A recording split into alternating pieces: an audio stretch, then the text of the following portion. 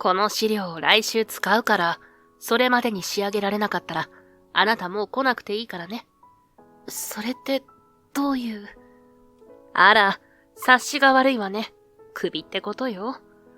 冷ややかな声がオフィスの空気を一瞬で凍りつかせた。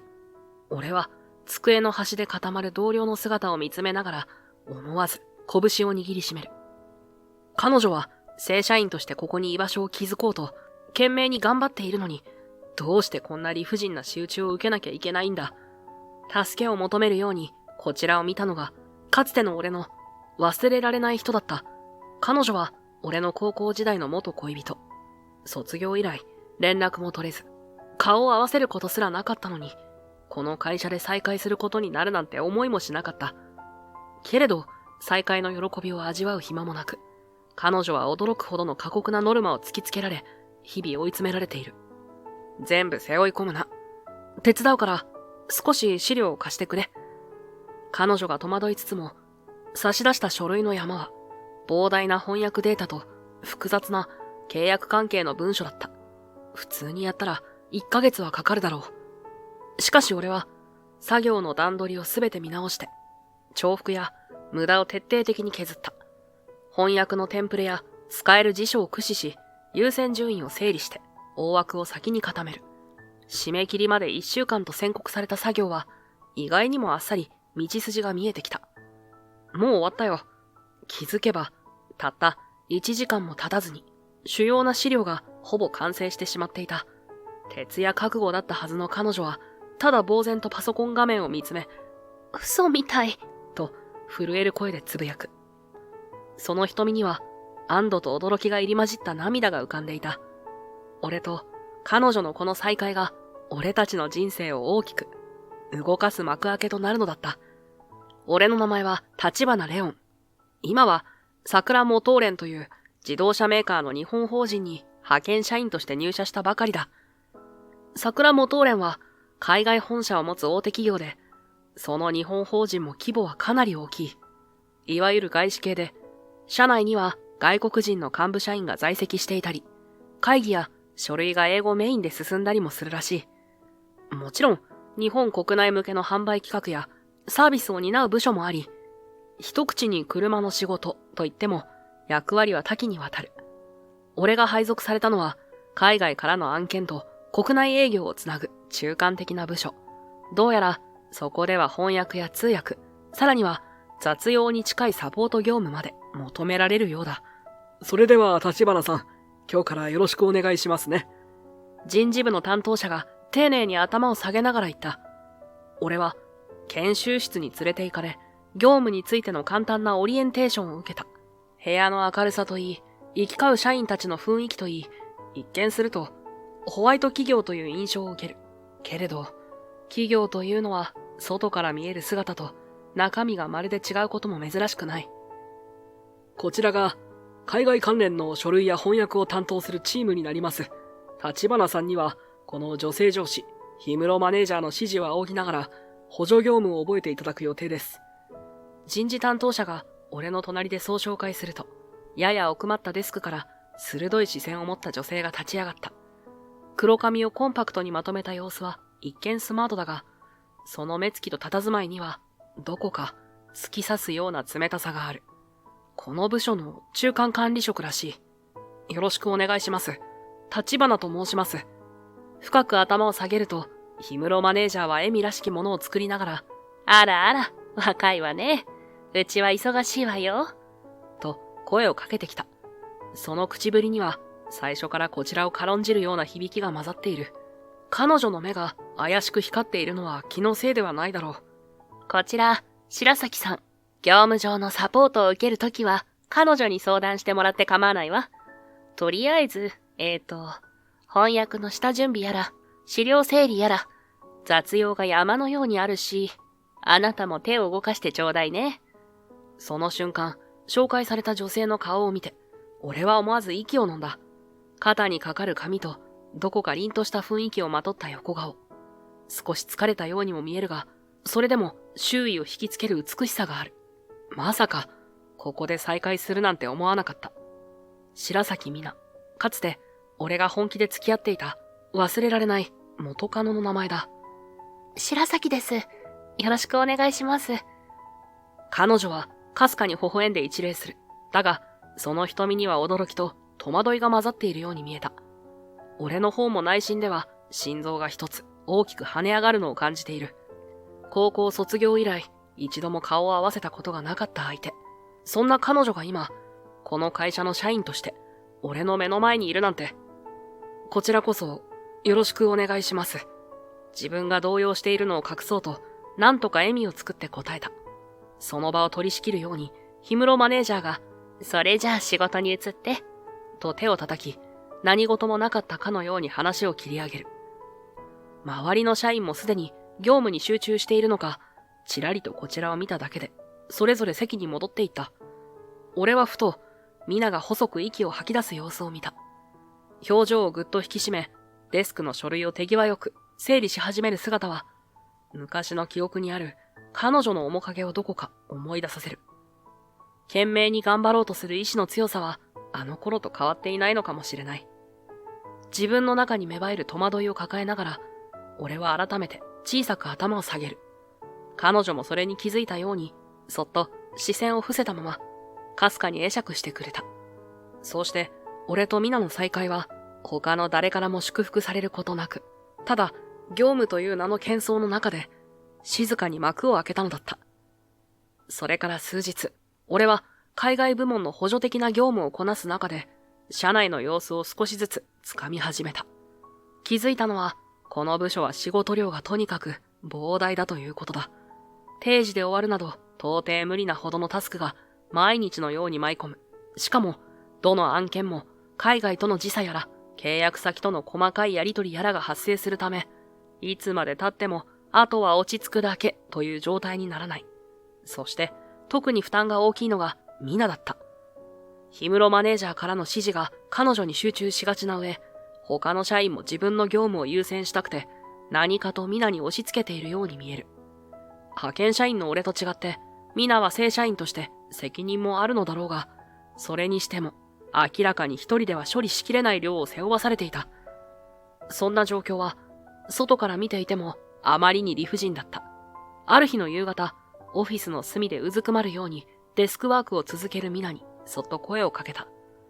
大丈夫ですか？すごい量の書類があるみたいですけど。平気です。ありがとうございます。彼女は、うつむきがちにそう返すものの、疲労の色は隠せていなかった。何があったのか聞こうとしたところで、ヒールの鋭い音がデスクに近づく。氷室マネージャーだ。白崎さん、あなたにはがっかりだわ。こんなに仕事が遅いなんて思わなかった。ほらこの書類、あと1週間後には海外の取引先に提出しないといけないんだから。もう準備はできてるんでしょうね。すみません。まだ一部の翻訳が残っていて。はぁ？あと3日で仕上がらなかったら、ここから去ってもらうことになるかもしれないわね。さらりと口にされたその言葉に、ミナははっきりと青ざめた表情になった。そんなことを言われて、怯えない方が不思議だ。それってどういう意味か、わざわざ説明しないとわからない？あなたの立場、ちゃんと自覚してる？新人扱いが嫌なら、成果で示しなさいよ。もちろん無理だと思うなら、やめるって選択もあるわ。言い放つ氷室マネージャーの横顔には、ゾッとするほど、冷たい怒りが宿っている。ミナは唇を噛んだまま、何も言えなくなってしまったようだった。さすがにこれは見ていられない。もし3日で終わらなかったらクビ、なんて暴言を、堂々と吐いているのだから、その夜、オフィスには、ミナだけが残って、大量の資料を抱えていた。氷室マネージャーの言葉にプレッシャーを受けているのがわかる。誰も手伝ってくれないのか、周囲のデスクはガランとしていて、就業時刻もとっくに過ぎている。橘さん、デスクに駆け寄った俺に気づくと、ミナは一瞬、手元の書類を隠すように身構えた。まるで、氷室マネージャーの鋭い視線が、今にも飛んできそうだと警戒しているかのようだ。社内では、他人の手を借りている、と見られるだけでも、あの上司に何を言われるかわからない。そんな不安が、ミナの仕草に痛いほど現れていた。いえ、ちょっと量が多くて、まだ全然片付かなくて。でも大丈夫です。ありがとうございます。彼女はそう言いながらもうまく笑顔を作れず、瞬きが増えているのが分かった。明らかに無理をしている。首をちらつかせるような脅しまで受けているのに、誰にも頼れないというのはどれだけ心細いだろう。見ていられなくて、思わず昔の距離感で言葉をかけてしまう。一人で抱え込んで倒れたりでもしたらどうするんだ？大丈夫そうには見えないんだけど。でも、手伝ってもらったら、あなたまで目をつけられるかもしれないし。それは気にしなくていい。俺は派遣だし、雑用は仕事のうちさ。なんとかするから資料を少し渡して。そう言うと、ミナは困ったように目を伏せたものの、思い切ったように分厚いファイルを俺の方へ差し出してきた。英語圏の契約書類が山盛りだ。翻訳とまとめ作業がまだ残っているらしく、ざっと見積もっても相当な時間がかかりそうに思える。きっと、全部仕上げるのにあと何日もかかる。これじゃあ、3日の期限なんて。消え入りそうな声でミナがつぶやいた。だが、俺は書類を一通り斜め読みして、容量をざっと掴むと、コピー機の隣の空いたスペースに移動して、ノートパソコンを開いた。ちょっと待ってろ。作業の段取りを考えるから。え？ミナの戸惑いを背中に感じつつ、まずは契約書の文面をデジタルデータで取り込み、使えそうな翻訳ツールや会社の共有辞書を確認する。次に、同系統の契約書のひな形を素早く検索し、主要な規定や数字部分を照合、不要部分を切り捨てることで、まずは要約を先に作り、そこをテンプレートにして細部の文言を埋め込んでいく。そうすれば、驚くほど時間を短縮できるはずだ。こういった作業には自信があった。似たような契約書と向き合う機会など腐るほどあったから、ぐだぐだ言うより、とにかく手を動かす。すると、最初は不安げだったミナも、俺の手際を目の当たりにして、これも、と、少しずつ協力を申し出てくれるようになった。気づけば、二人してパソコンと資料に没頭している。ひたすら翻訳し、検証し、誤字脱字をチェックし、次へ進む。時計をふと確認すると、作業を始めてから1時間も経っていない。よし、これで一通り商談に必要な要点は揃ったはずだ。あとは体裁を整えて、俺が仕上げたファイルを最終的に PDF 化して整合性をチェックする。もちろん、細かい修正は後回しにした部分もあるが、3日どころか今日1日で全ての土台が完成してしまいそうだ。俺がこれで OK と告げると、ミナは作業中も動かさなかった手をゆっくりと止め、モニター画面の翻訳内容をまじまじと見つめた。もう終わったの？嘘みたい。頑張ってタイピングを続けていた彼女の声が震えている。まだ完全に仕上がったってわけじゃないけど、締め切りに間に合わないどころか余裕はできると思う。こっから先、誤字チェックや補足資料を整えれば、上司のレビューも早く終わるはずだ。ほっとした様子でミナが微笑む。その瞳はどこか潤んでいて、安心感による涙が浮かんでいるようにも見えた。レオン君、どうしてこんなに手際がいいの？すごい。彼女は驚きと感謝が混じった表情で俺を見つめる。まあ、仕事の要領がいいだけさ。別に大したことはしてないよ。俺は肩をすくめながら、なるべく平然を装った。でも、ありがとう。あなたがいなかったら、絶対無理だった。クビになるかもって本気で思ってたから。その言葉には、救われたような切実さが滲んでいた。あの高校時代に見せた負けず嫌いの彼女が、今はこんな風に追い詰められていたなんて。そう考えると、腹立たしさと同時に切なさがこみ上げる。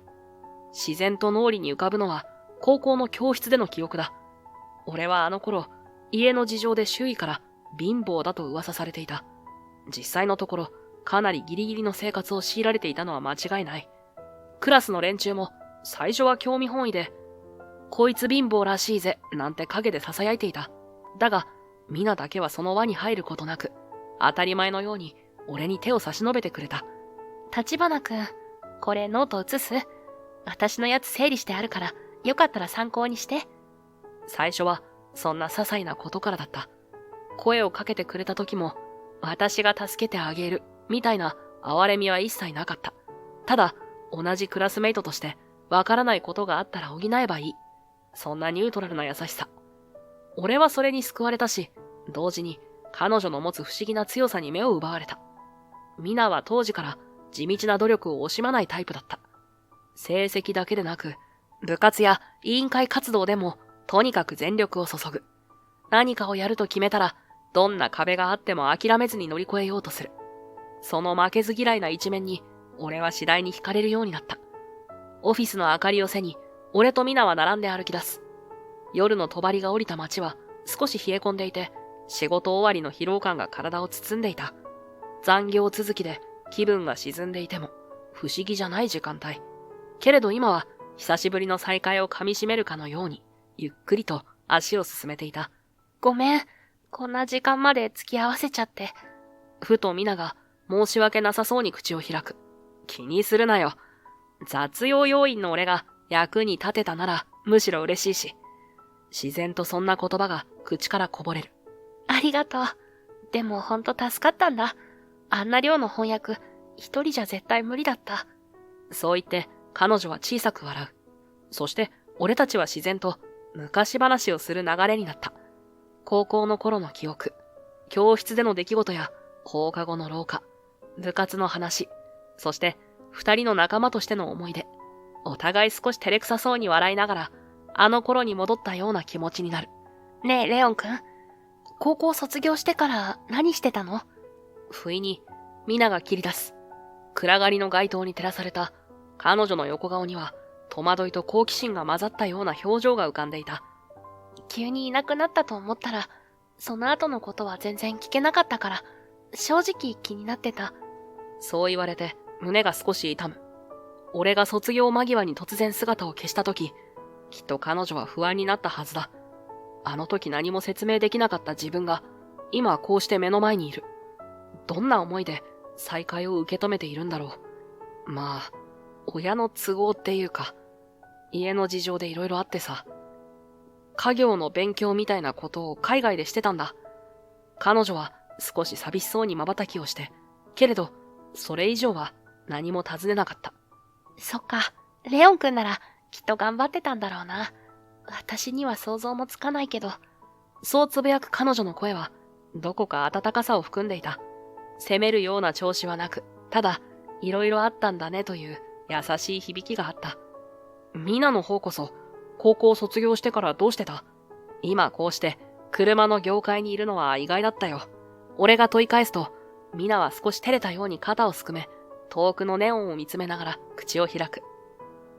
大学を出て、いくつか企業を見たんだけど、やっぱり自動車メーカーがいいなって思ったんだ。高校の頃、レオンくんがいつか世界中を走れる車を作りたいなんて言ってたのを覚えてる？あの言葉、私にはすごく印象に残ったの。思いもよらない答えに胸がじんと熱くなる。あの頃、確かにそんなことを口にしていた気がする。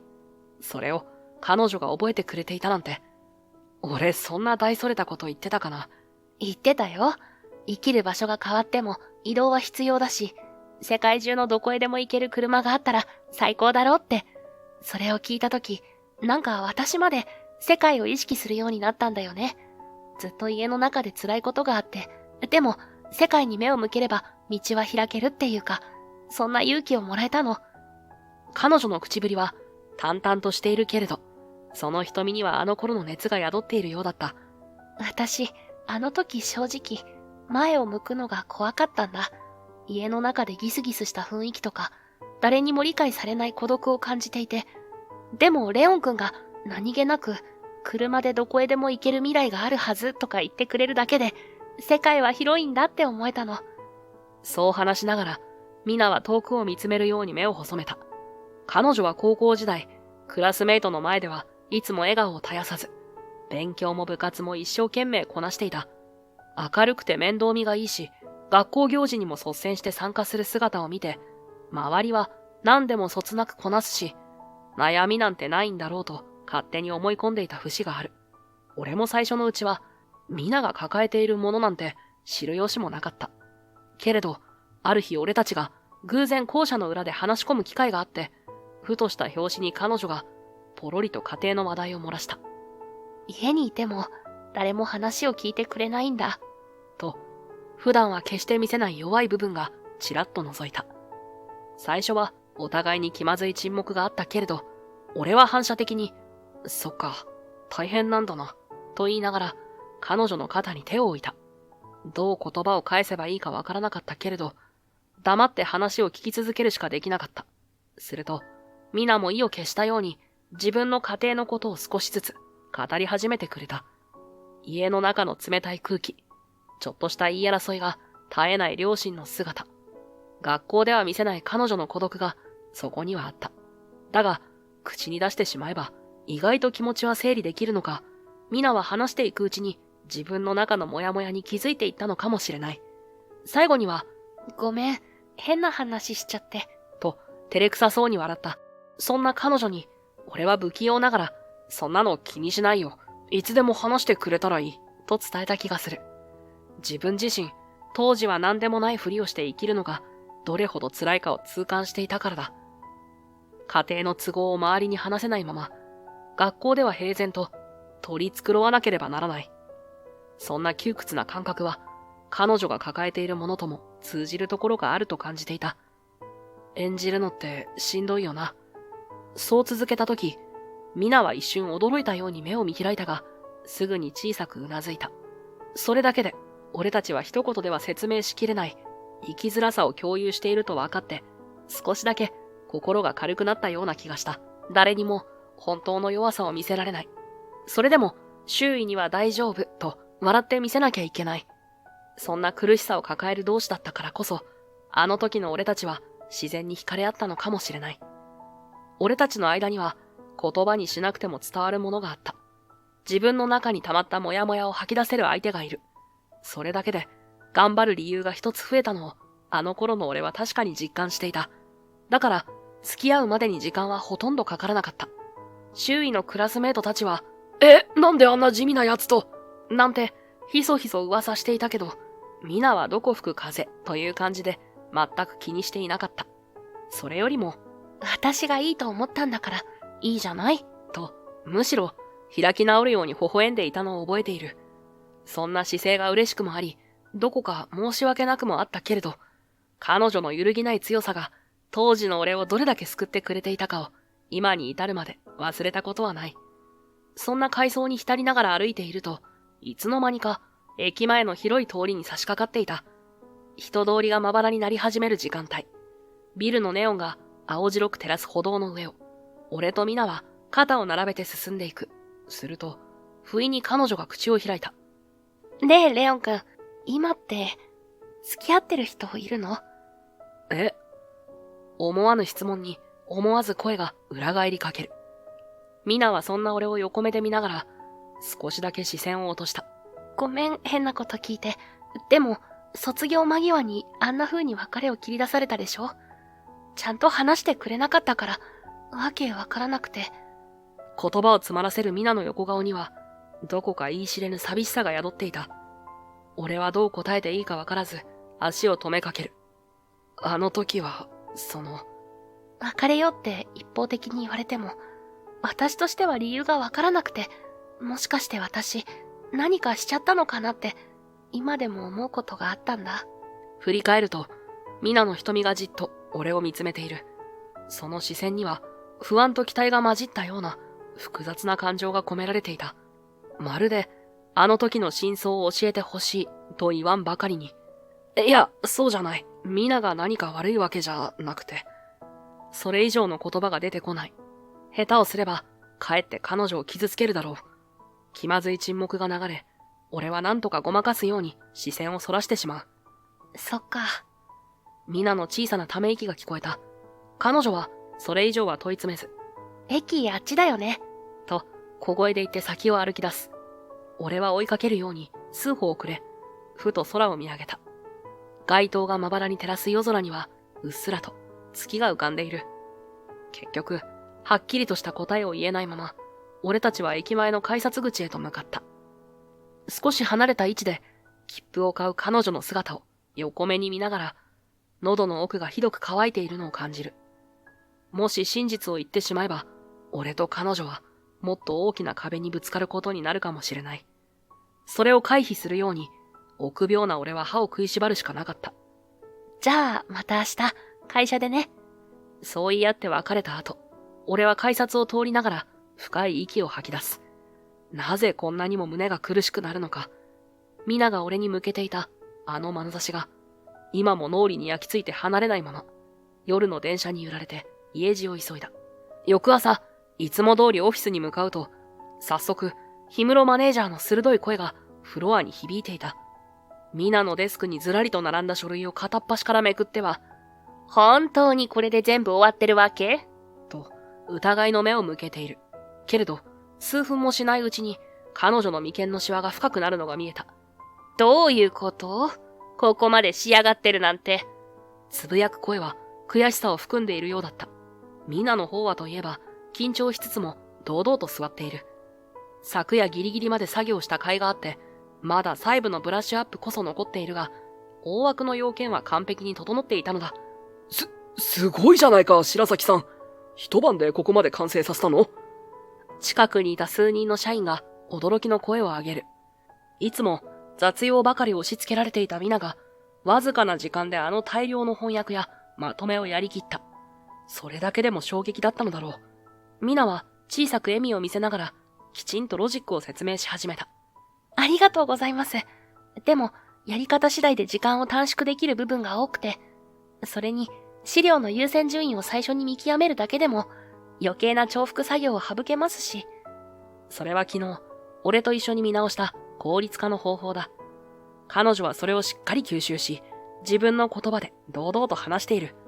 周りの社員は思わず簡単の息を漏らし、氷室マネージャーでさえ言葉を失いかけているようだった。でも今度はこれもやってもらわないと困るわよ。しばし、固い沈黙の後、氷室マネージャーは応用に振る舞うふりをしながら、新たな書類の束をどさりとミナのデスクに置いた。やたら細かい会計資料らしく、一見しただけでも頭が痛くなりそうだ。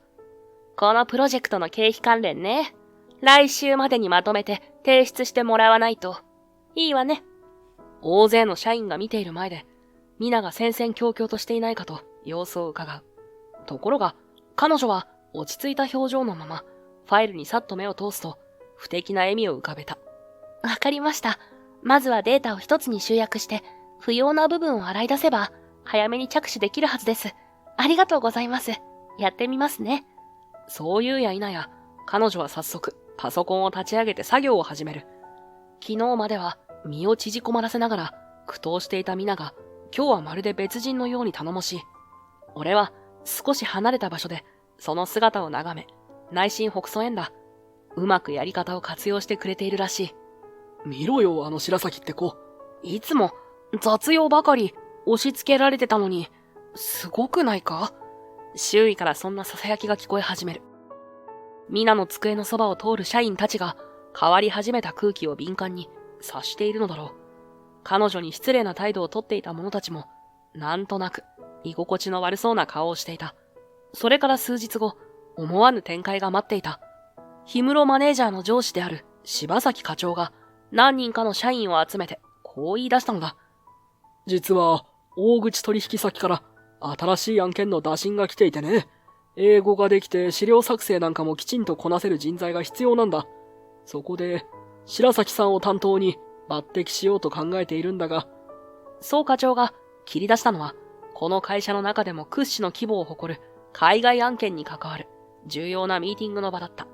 話題に上っている大口取引先は、ガルドナーインターナショナルという外資系の巨大商社、自動車関連の部品や設備、さらにはテクノロジーを世界中で扱っており、近年は業務提携による新技術開発にも力を入れているらしい。これまでも桜モトーレンとは定期的に取引があったが、今回打診された案件はさらに規模が大きく、社内でも特に注目度が高いものだという。理由は、その商社が世界中の自動車メーカーとのパイプを持っており、新たに電気自動車関連の大規模プロジェクトを立ち上げる可能性があるからだ。もしこの会社との提携が深まり、共同プロジェクトでも生まれようものなら、桜モトーレンの日本法人としては大きなビジネスチャンスを獲得できる。だからこそ、社内でも目が肥えた相手だ。英語力はもちろん、戦略資料やプレゼン資料のクオリティにも厳しい目を向けるだろうし、議論のスピード感も速い。そういう対応をきちんとやりきれる人材が必要なんだが、うちはそう多くはいなくてね。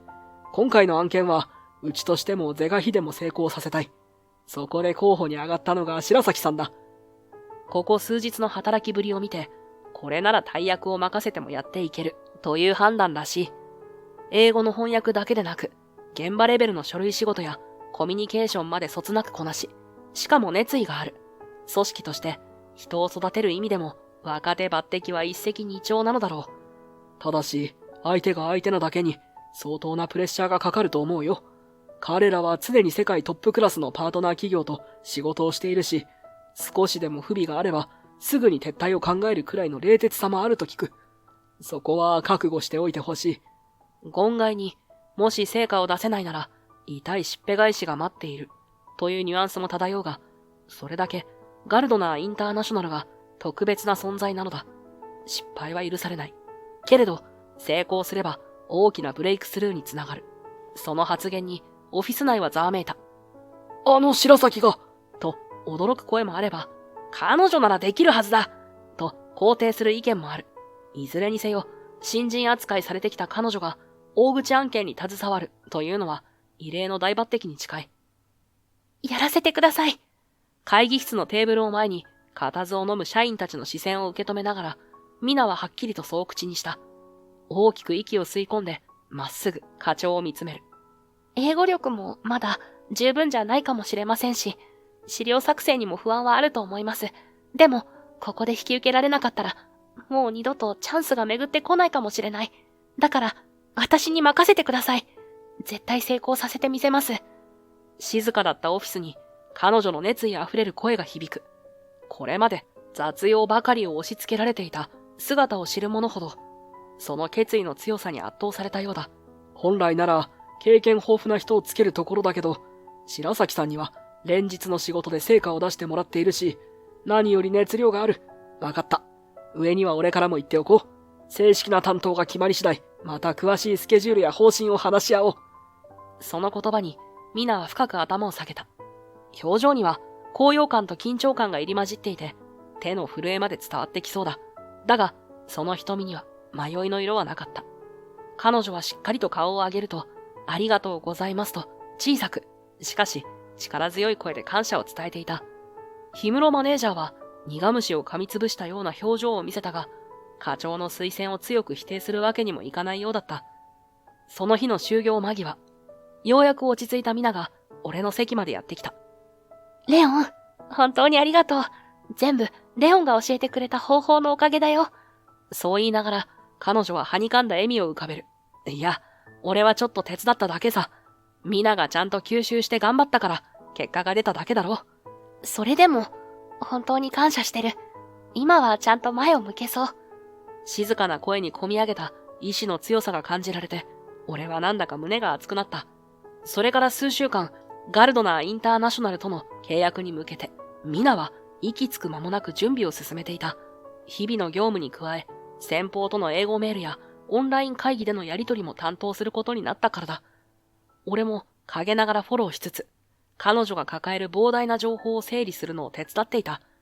とはいえ、最近のミナには余計なサポートをしなくても、十分なほどの自信が芽生え始めている。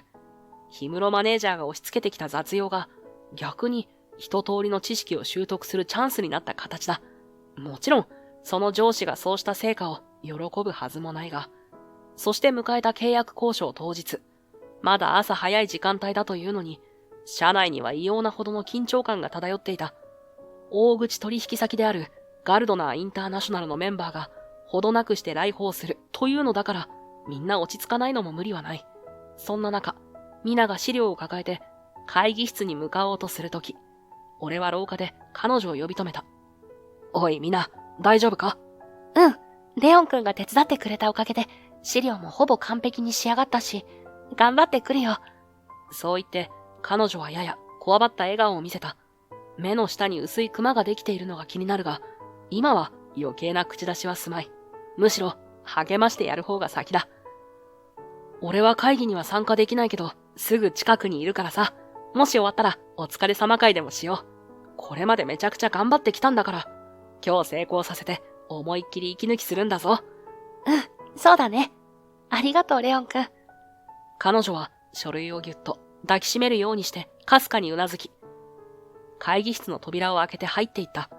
何度も準備を重ねてきたが、いざ本番となれば、緊張しないわけがない。けれど、ミナなら乗り越えられると、俺は信じている。ほどなくして、海外から訪れたガルドナーインターナショナルの責任者たちが会議室へ案内される。参加メンバーは数名いて、通訳役らしき人間も同行していた。社内でも役職の高い連中が同席しているが、その中心にいるのは、堂々と振る舞う氷室マネージャー。ミナはその隣の席に控え、必要な時に資料を提示する立場で臨むようだ。会議の序盤はとてもスムーズだった。お互いに事前にすり合わせた資料を再確認しつつ、予想されるリスクや納期について確認し合う。ガルドナー側も笑顔でうなずき、通訳を通して問題なさそうだと評価しているようだった。社内に緊張が張り詰めていたのが嘘みたいに穏やかな空気が流れていた。しかし、しばらく経ってから暗雲が立ち込める出来事が起こる。序盤は順調に見えた交渉の流れだったが、先方の責任者の一人がやや難しそうな表情でこう切り出したのだ。ところで、この追加仕様の件ですが、御社の資料を拝見すると、現地工場の組み立てライン改修や新型バッテリーの検証テストに伴うリスク分析が含まれていないようですね。事前に改装における稼働停止期間の見積もりや外部サプライヤーとの連携手順を調べていただく約束だったと思うのですが、その進捗はいかがでしょうか。会議室の空気が一瞬張り詰める。慌てて通訳を通して内容を確認した氷室マネージャーは、あからさまに眉を潜めながら、あたかも想定内だという風にうなずいた。もちろん調べていますよ。ねえ、白崎さん。あなたが担当していたはずでしょ。アセンブリ工程のレイアウト変更から、ロボット導入時の動作検証、さらにはサプライヤーとの納期調整まで、私がここからここまでの情報を集めて、リスク分析するようきちんと伝えたわよね。そのまま、隣に座るミナを横目で見やると、彼女は一瞬きょとんとした表情になり、すぐに慌てたように顔を伏せた。そんな話は、すみません。私は依頼を受けた覚えがなくて。彼女が言葉を選びながら答えると、氷室マネージャーはすぐに表情を曇らせ、席を少し乗り出した。どういうこと？この件は、組み立てラインの稼働停止が売上目標のサービス水準にどう影響するか、そして新バッテリーの導入による外部調達のリスクとコスト見積もりまで含めて、あなたが集計するよう言ったでしょ？それを聞いていないなんて、仕事を何だと思ってるの？氷室マネージャーは目を鋭く吊り上げ、ミナを睨みつける。傍から見れば、まるで無能な部下が重要な任務を放置していた、という構図に見えるだろう。すみません。すぐに調べます。でも、範囲がここまで必要だとは聞いていませんでしたし。今から調べる？あなたね、この商談がどれだけ大事か分かってる？そんな悠長に対応してたら、先方に失礼でしょ？怒りをあらわにする氷室マネージャーに、ミナは頭を下げるしかなかった。困惑する先方が、では、契約交渉の進行を一旦止めた方がいいのでしょうかと英語で尋ねてきて、余計に場がギクシャクする。するとマネージャーは自分のミスを覆い隠すように、わざとらしく肩をすくめながら先方に向き直った。申し訳ございません。うちの出来の悪い部下が失礼を。この件については私が責任を持って回答いたしますので、それ以外の項目を先に進めていただけませんか？先方も呆れ顔ながら通訳を介して、承知しましたと答える。釈然としない雰囲気の中、マネージャーはちらりとミナを見やり、冷たい口調で言い放った。もういいわ。ここにいても邪魔だから。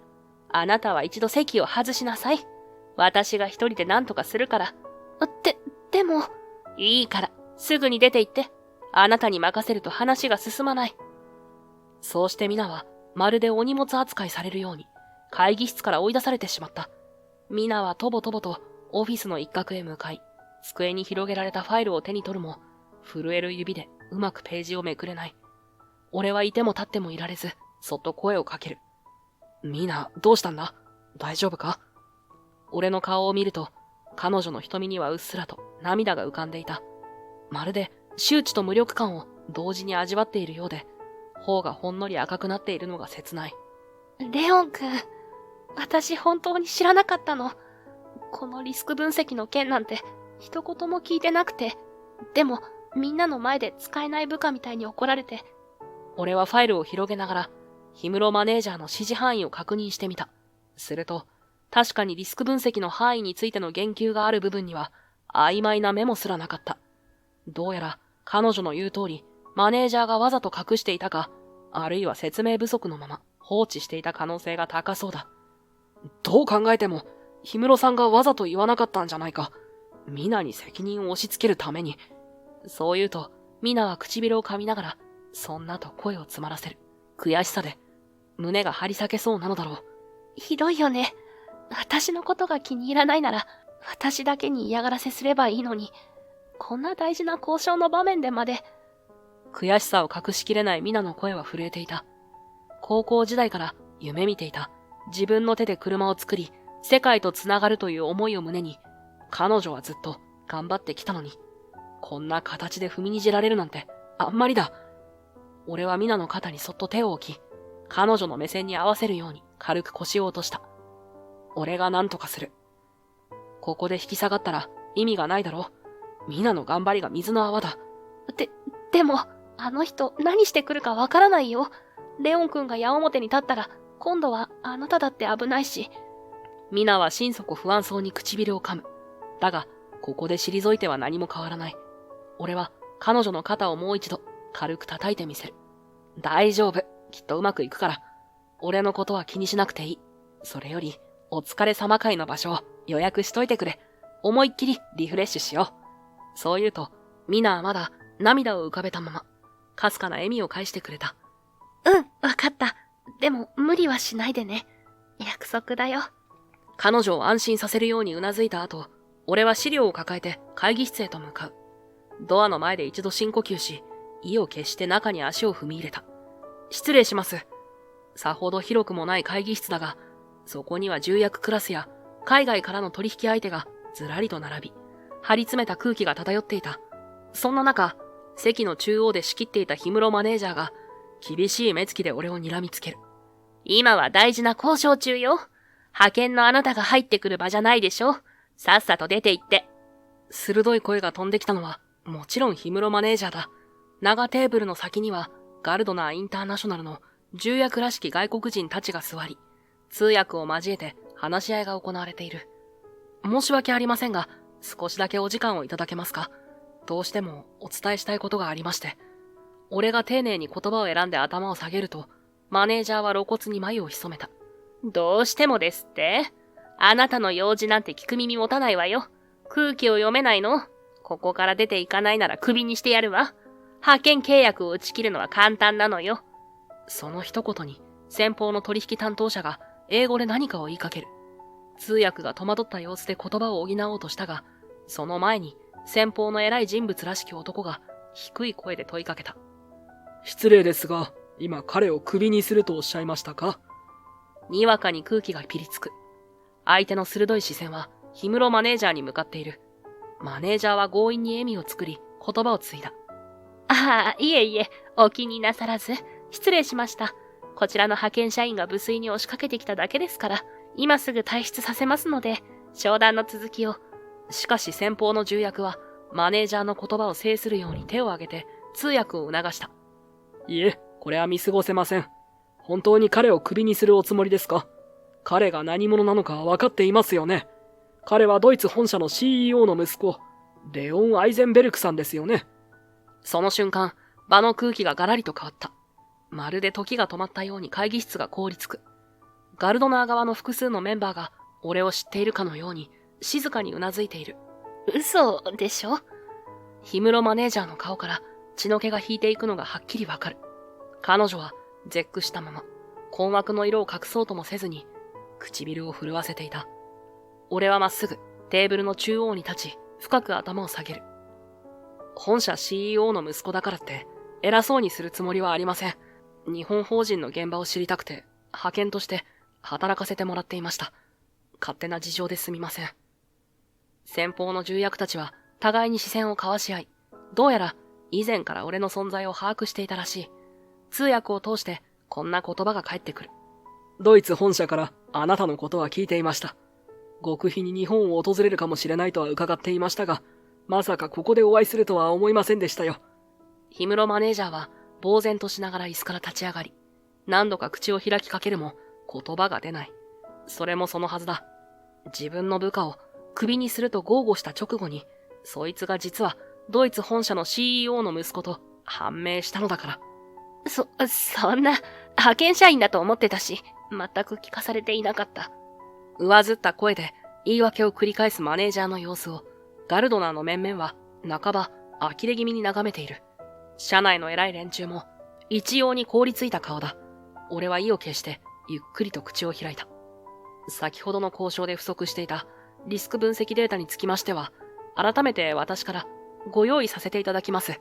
実は私はドイツ本社の動向や最新プロジェクトの資料を直接取り寄せられる立場にありまして、そのネットワークを活かせば外部サプライヤーとの契約情報や工場ライン改修の詳細データなども早急に揃えられます。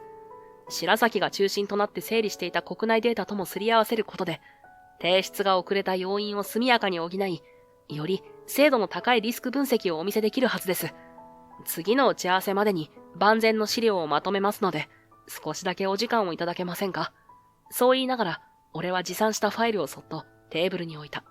中には先日まで、皆が懸命になってまとめようとしていた関連資料や、俺がサポートして作成した下準備データが詰まっている。率直にお話しくださって感謝します。分析資料を拝見できるのを楽しみにしていますよ。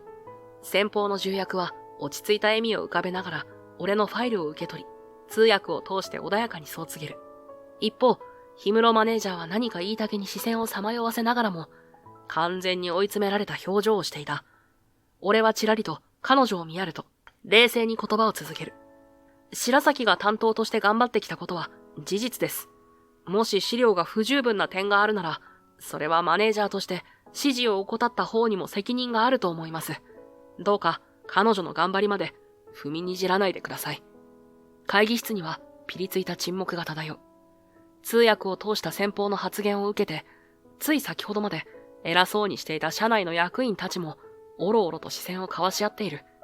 結局、氷室マネージャーは何も言えないままうつむいていた。しばしの間を置いて、ガルドナー側の重役が再び口を開く。私たちはあなたの能力を信頼しています。不足しているデータをきちんと提示していただけることを前提に、この交渉を続けましょう。近いうちに改めて打ち合わせを設定していただけますか。その言葉に、社内の偉い連中は同時に安堵の吐息を漏らした。どうやら先方はまだこの話をなかったことにはしないでくれるらしい。ありがとうございます。次回までに完璧なデータを揃えておきます。俺は深く頭を下げると、会議室全体に緊張が解けていくのを感じた。けれど、端に立ちすくむ氷室マネージャーだけは青ざめた顔のまま、上の空で立ち尽くしている。派遣契約を打ち切るどころか、自分の立場すら危うくなるかもしれない。そんな危機感が彼女にも見え隠れしていた。さっきまでゴタゴタしていた商談は、とりあえず次回に向けて準備を整えるという形で終了することになる。ガルドナーの重役たちも、今日はこの辺で失礼すると穏やかに言い残し退出していった。先方が部屋を出るなり、社内の管理職たちは一斉にマネージャーへ苦い視線を向けるが、今はまだ何も言わずに罰が悪そうに散っていく。やがて会議室に残ったのは、俺と氷室マネージャーだけになった。彼女は乾いた唇を何度も噛みながら、忌々しげにこちらを見る。どういうつもりなの？そんな立場なら最初から言いなさいよ。私をはめたの？震える声で詰め寄ってくるが、俺はただ首を横に振った。はめる気なんてありません。ここでは普通に働きたかったんです。けど、あなたが白崎さんの努力を踏みにじったことは事実だ。そして、俺のことも勝手にクビにすると言いましたよね。マネージャーは言葉を失い、床に視線を落とすしかなかった。そのまま、俺は何も言わず、会議室を後にする。ドアを閉めた背後から、彼女が低く息を吐き出す気配が伝わってきた。廊下に出ると、少し離れた場所で、ミナが立ち尽くしていた。まだ半信半疑の様子で、俺の姿を見つけると、こわごわと声をかける。レオン君、今の本当に。ああ、向こうの取引先が、俺のことを知ってたみたいだ。自分でもおかしな展開だと思うが、もう隠しても仕方がない。ミナは目を瞬かせながら、ふと小さく微笑んだ。そっか。やっぱりすごい人だったんだね、レオンくんは。別にすごいわけじゃないよ。ただ、少し事情があって、この会社の中身を知りたかっただけさ。そう。俺が日本に戻ったのは、この会社のことを知りたかったからだ。俺は父が桜元連の CEO ということもあって、生まれた時からある意味、有名人のように扱われてきた。父はドイツ人で、母は日本人。だから、俺はハーフとして、子供の頃から周囲の好奇の目にさらされてきた。どこへ行っても、社長の息子だ。あの大企業の跡取りだ、なんて噂を立てられる。別に好きで生まれたわけじゃないのに、ちょっと目立つことをすると、すぐに騒がれ。プライベートなんてほとんどなかった。そんな俺にとって、唯一の味方だったのは母だった。多分、俺が精神的に限界に近づいているのを感じ取っていたんだろう。日本の高校に行ってみない？少し離れたところで暮らせば、自由になれるかもしれないわよ。そう言ってくれた母の言葉には、俺をいたわる思いが滲んでいた。父は、当初こそ渋い顔をしていたけど、高校を卒業するまでという条件付きで日本行きを容認してくれた。だから、俺は高校の3年間だけ日本で普通の学生として過ごすことができた。あれは、俺にとって人生で初めての自由だったように思う。母の旧姓を名乗ることによって、誰も俺を社長の息子扱いなんかしないし、何をやってもまずは、立花レオンという一人の人間として見られる。そんな当たり前のことが、俺には新鮮だったんだ。本当は、彼女を作るつもりなんてなかった。いずれドイツに戻ると分かっていたし、下手に深く関わってしまうと、別れるのが辛くなると分かっていたから。けど、ミナにはどうしても惹かれてしまった。多分、互いに抱える孤独や壁のようなものが似ていたのかもしれない。あんなにも自然に距離が縮まり、誰よりもかけがえのない存在になってしまった。でも、卒業の時が来たら、嫌でも離れなきゃいけない。別れを切り出した時のミナの表情が、今でも脳裏に焼き付いている。俺は自分の立場を痛いほど分かっていて、ドイツに戻らなくてはならなかった。だから、あの時は泣く泣く距離を置くしかなかったんだ。そして今、父のいるドイツ本社と話し合って、俺は日本法人に派遣社員として潜り込むことになった。どうやら日本支社には、ブラックとまでは言わないが、離職率が異様に高い部署が存在しているらしい。書面上の報告やヒアリングで問題の本質にたどり着ける気がしない。そう判断した父と上層部が俺の潜入調査を案として出してきたんだ。正直、こんな形で日本に戻ってくるとは思わなかった。けど、現場を知らなきゃわからないことが山ほどあるのも事実だ。上辺だけの資料じゃ何が原因で人が辞めていくのかなんてつかみきれない。だからこそ、本社 CEO の息子という身分は隠したまま、普通の派遣社員として働く道を選んだ。そんな経緯を抱えながら、今こうしてミナと再会したのは運命のいたずらなのかもしれない。あの時一方的に別れを告げて以来、もう二度と会うことはないと思っていた彼女と、今度は会社の現場で顔を合わせることになったのだから。けれど、潜入社員としての身分が明るみに出た以上、俺は早急に上層部へ事情を説明しなければならなくなった。ほどなくして役員たちから呼び出しがかかり、緊急の会議が開かれることになる。俺は、またゆっくり話すからと皆に伝え、一旦彼女と別れて、重々しい会議室へと足を運んだ。会議には、桜元連日本法人の何人かの役員、そして、例の氷室マネージャーも同席していた。そこには、俺が調査として見てきた数々の問題が一気に噴出したかのような空気が漂っている。役員たちは俺に向き直ると、氷室マネージャーの部下への態度や、あまりに不自然な離職率の高さについて、口々に質問を投げかけてきた。氷室さん、あなたは実際に何をやっていたんです？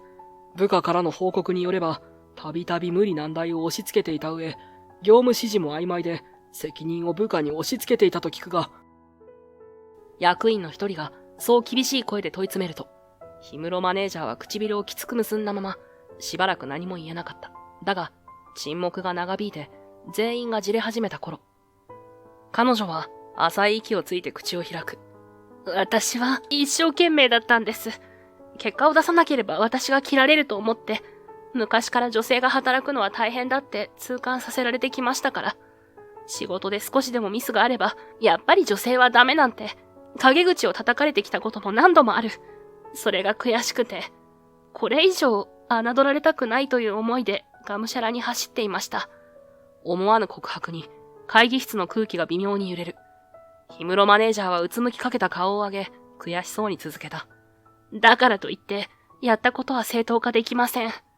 私が追い詰められるたびに部下を犠牲にしてしまったのも事実です。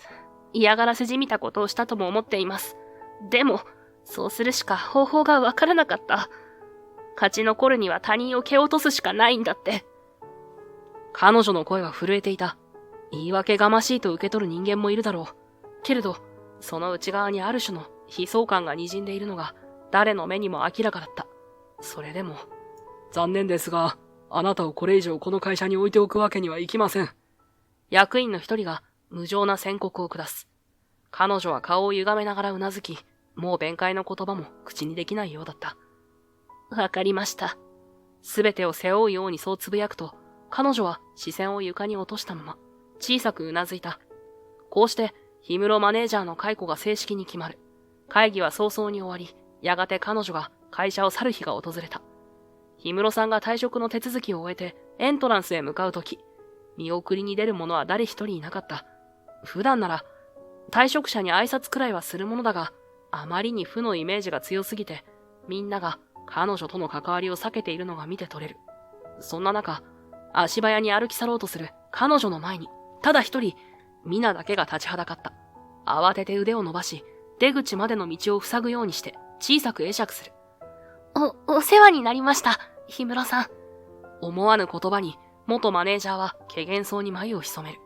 世話になった？あなた、私のことが大嫌いだったんじゃないの？ミナはうつむいて小さく息を吐き出す。その瞳には決意めいたものが宿っているのが少し離れた場所で見ている俺にも分かった。ええ、正直本当に嫌いでした。毎日追い詰められて、首だなんだって脅されて、何度も泣きそうになった。でも、あの時踏ん張って一生懸命に学ぼうとしたからこそ、今の私があるとも思ってるんです。だから、ありがとうございました。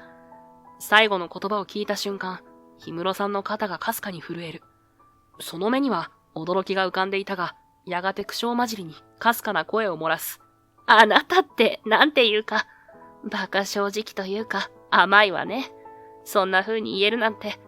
ミナは唇を噛み、もう一度頭を下げた。その姿をしばらく見つめていた氷室さんは、肩の力を抜くように小さく息を吐いてから、ぽつりとつぶやく。でもあなたは強いわ。少なくとも私よりずっと強い。何があっても逃げなかった。私なんかのせいで、たくさん苦しい思いをしただろうに。そう言うと、彼女はミナに向かって、ごくわずかに頭を下げる。そして、悔しさと、わずかな安堵が入り混じった表情を浮かべると、力なく笑った。私も、ここを出て、一からやり直すわ。もう一度、自分が間違っていたところを見直して、それでもう一度、どこかで。そこまで言った彼女は、言葉を失うように口を閉ざした。きっと、もう遅いと思っているのかもしれない。それでも、本当に改心して、立ち直る可能性はゼロじゃない。誰も声をかけないまま、氷室さんは、ミナの横を通り過ぎ、重い扉を押し開けて、外へと出ていく。その後ろ姿は寂しげだが、どこか穏やかにも見えた。ミナ、俺がそっと近寄ると、彼女は振り返り、少しだけ微笑んだ。ねえ、レオンくん。あの人のこと、私何度も恨みかけたけど、最後くらいはちゃんと挨拶しておきたかったんだ。変かもしれないけど、あの厳しさのおかげで、私は随分強くなれたから。そう言って、ミナが柔らかく笑うと、俺の胸の奥がじんと熱くなる。だが、そのまま言葉を継ぎかけた彼女は、一瞬迷うように瞬きをし、少し震えた声で続けた。それと、もう一つ、伝えたいことがあるの。私が自動車業界に進もうと思ったのは、もちろん車が好きだからっていうのもあるけど、レオン君にまた、どこかで会えたらいいなって、そう思ってたからでもあるんだ。ドキリと胸が鳴った。まさか、彼女がそんな風に思っていたなんて、想像もしなかった。ミナは気恥ずかしそうに視線をそらしながら、口を結んだまま、言葉を探すように呼吸を整える。あなたの正体を聞いて正直、すごく驚いた。自分には不釣り合いかもしれないってわかってる。だけど、言わずに後悔したくないの。たとえいつかドイツへ戻ってしまうことがあっても、私の気持ちだけは覚えておいてほしい。まっすぐな瞳でそう告げるミナに、俺は思わず抱きしめたくなる衝動をこらえる。けれどその瞬間、レオン！不意に背後から父の声が響いた。振り返ると、廊下の奥からスーツ姿の父が堂々とした足取りでこちらへ向かってくる。